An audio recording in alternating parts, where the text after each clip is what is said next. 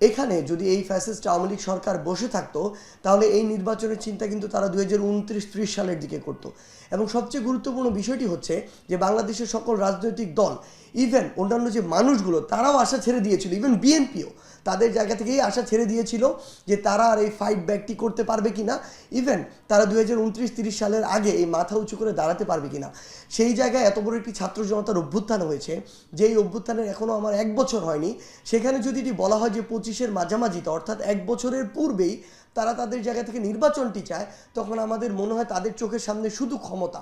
কিন্তু তাদের চোখের সামনে শুধু ক্ষমতা নয়, বরং ওই লাশগুলো থাকার কথা ছিল, রক্তগুলো থাকার কথা ছিল, শহীদ পরিবার আহতদের হাহাকার থাকার কথা ছিল, যেগুলো বা যার বিনিময়ে আজকে বাংলাদেশের এই অবস্থা, যার বিনিময়ে বিএনপি, জামায়াত থেকে শুরু করে অন্যান্য রাজনৈতিক দল এই স্বপ্নটা দেখছে।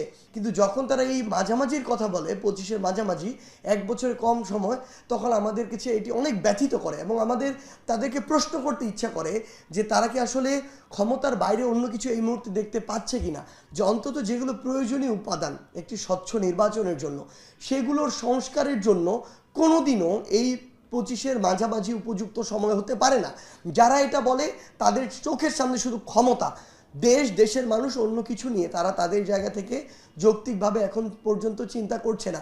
আমরা অনুরোধ করব যে তারা তাদের জায়গা থেকে, আমরা মনে করি তারা এই রাজনীতিতে অনেক প্রবীণ এবং অভিজ্ঞ, আমরা আমাদের জায়গা থেকে এটা প্রত্যাশা করব তারা সেই অভিজ্ঞতার আলোকে এই সামগ্রিক বিষয়টি পর্যালোচনা করবে। এটা কোনো সাধারণ বিষয় না।